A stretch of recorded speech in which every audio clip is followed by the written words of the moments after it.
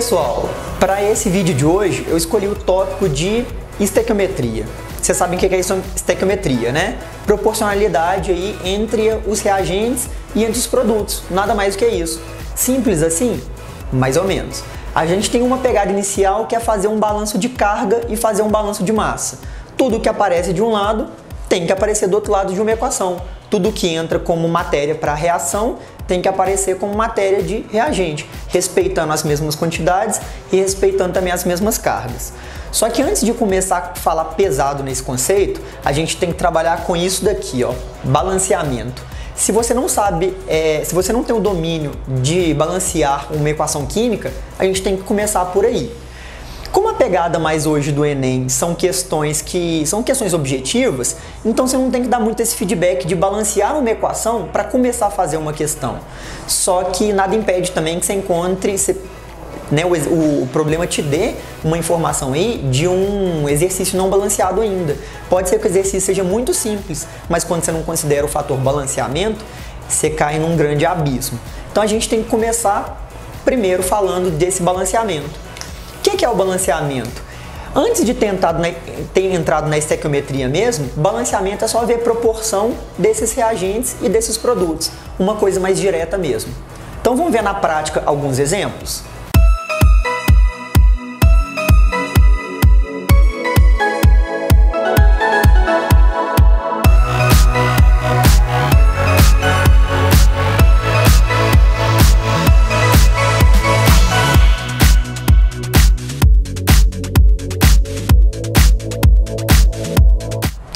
Voltamos nesses dois exemplos aí, de reações ácidos-base.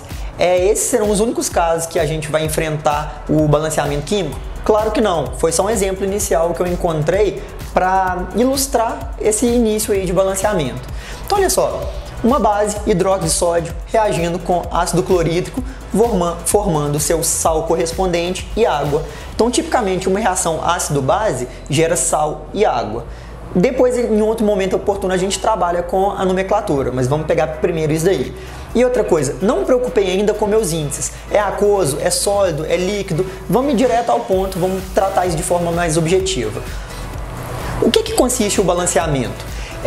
A mesma quantidade de átomos que tem de um lado tem que existir do outro também. Os mesmos tipos e as mesmas quantidades desses átomos. Como todas as espécies têm carga zero, então eles não são carregados nem positivamente ou eletronegativamente, um problema a menos para nos preocuparmos agora. Então vamos lá, um átomo de sódio de um lado, um átomo de sódio do outro, um átomo de cloro de um lado, um átomo de cloro de outro, 2 hidrogênios no total como reagente, 2 hidrogênios no total como produto. E o oxigênio, 1 e 1. Deu tudo certo? Deu. Mas sempre as reações darão certo dessa maneira? Claro que não. Então vamos direto para o exemplo daqui de baixo. Um átomo de alumínio, um átomo de alumínio. Um de fósforo, oxigênio, oxigênio. Ainda assim, deu certo? Não. Tenho 4 átomos de oxigênio vindo desse sal e um átomo só de oxigênio vindo daqui. Já como reagente, eu tenho 3 átomos de oxigênio e depois mais 4 átomos de oxigênio. 7 no total contra 5 de um lado. Deu certo? Não deu. O que a gente precisa fazer para adaptar isso? Começar a balancear.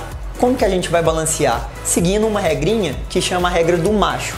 Brincadeiras à parte, o que o macho consiste? M de metal, A de ametal, C carbono, H hidrogênio, O oxigênio. Se alguém me perguntar, mas Léo, carbono, hidrogênio e oxigênio são ametais? Sim, são ametais, só que eles são tratados como prioridade para serem balanceados após todos os outros ametais. Como que você faz você como estudante faz para reconhecer rapidamente o que é um metal, o que é um ametal?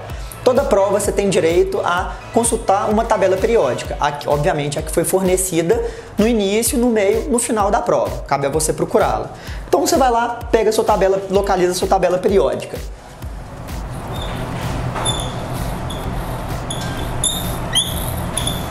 Esse é um esboço bem esquematizado do que é uma tabela periódica.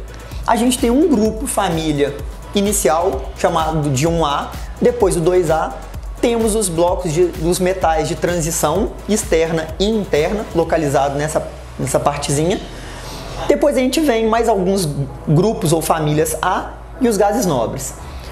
Qual que é o grande segredo de localizar na tabela periódica? O hidrogênio, que é o primeiro de todos os átomos, lembre-se que ele é um ametal. Então tudo de vermelho vai ser um ametal daqui para frente. Como que a gente faz para encontrar todos os outros ametais? Esse primeiro aqui será o boro e abaixo dele é o alumínio. O que a gente precisa fazer com ele? Faz uma divisão entre o boro e o alumínio. Anda uma vez para a direita, desce uma vez, direita, desce, até chegar ao final. Então você faz uma escadinha. O que essa escadinha vai funcionar? Da escadinha para a esquerda será tudo metal. Lembrando que o hidrogênio está aqui, mas ele é um ametal.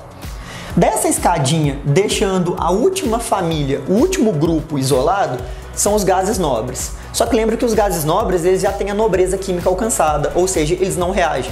Não precisem preocupar com eles, porque eles nunca estarão aí ao longo de uma reação química. Então, simplesmente, excluam essa última coluna. Feio falar coluna, fale sempre grupo ou família. Combinados? Então, faça a divisão da tabela periódica em dois grandes grupos. Tudo que tiver de preto aqui são os metais, da escadinha para a nossa esquerda. Tudo que tiver fechadinho aqui por essa escada, essa parte de cima, são os ametais e os gases nobres, não se preocupem com ele. De posse dessas informações,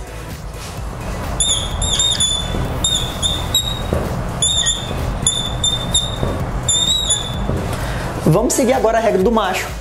O que a gente encontra aqui? Vamos pesquisar primeiro pelo alumínio. O alumínio está logo aqui abaixo. Então ele vai ser o nosso primeiro metal. Um alumínio de um lado, um alumínio do outro. Deu certo? Deu. Então já está balanceado. Então agora eu coloco um aqui e um aqui. Beleza. Está balanceado todos os metais até agora? Estão. Agora a gente procura pelos próximos ametais. Hidrogênio, oxigênio e o fósforo. Só que lembra dessa regrinha. Carbono, hidrogênio, oxigênio, sempre deixar ao final. Então vamos balancear primeiro o fósforo. Um fósforo de um lado, um fósforo do outro. Tá balanceado também? Tá. Então coloque um e o fósforo aqui ele já estava até com um. Então a princípio tá tudo certo até agora? Tá. Tem carbono ao longo dessa equação química? Não, pulamos ele. Vamos agora para o hidrogênio. 1 vezes 1 vezes 3. Então eu tenho 3 hidrogênios que vêm daqui, mais 3 hidrogênios que vêm daqui. 6 ao total, certo? E não tem nenhuma contribuição de hidrogênio proveniente do fosfato de alumínio, desse sal. Então toda a contribuição de hidrogênio tem que vir do segundo produto nosso. Se eu tenho 3 no total, o que eu tenho que fazer com isso para isso virar 6 ao total? Colocar o coeficiente 3 antes. Por quê? 3 vezes 2 fechou em 6. Dessa maneira, se a gente chegou nesse ponto, a gente tem que balancear o oxigênio. Só que reparem que todos os oxigênios, onde quer que ele apareça, ele sempre está preso com outros átomos que já foi balanceado anteriormente. Então, uma grande dica é deixar o oxigênio por último, porque se você tiver feito um balanceamento correto, você não precisa balancear o oxigênio, ele já está pronto. Mas a gente tem que verificar isso, porque a gente pode ter cometido algum pequeno deslize. Vamos ver se a gente fez isso ou não. Então, vou apagar esses 3 aqui, que eram referentes ao hidrogênio. Um oxigênio vezes o índice dele, que é 1, vezes esse 3, que pega tudo que está imediatamente antes dele. Lembrando que esse 3 vale para esse parênteses todo. Então, 1 vezes 3, 3 oxigênios no total. Vou colocar ele aqui. Contribuição do primeiro reagente. E do segundo reagente? 1 vezes 4. Ou seja, tem 4 átomos de oxigênio do lado esquerdo. Tem 7 átomos de oxigênio do lado esquerdo. 3 e 4. Tem que encontrar esses mesmos 7 átomos de oxigênio do lado direito. 1 vezes 4, 3 vezes 1. Então, Fechou, já deu pra gente ver que são 7 átomos no total aqui e 7 átomos no total. Pronto, essa equação está devidamente balanceada.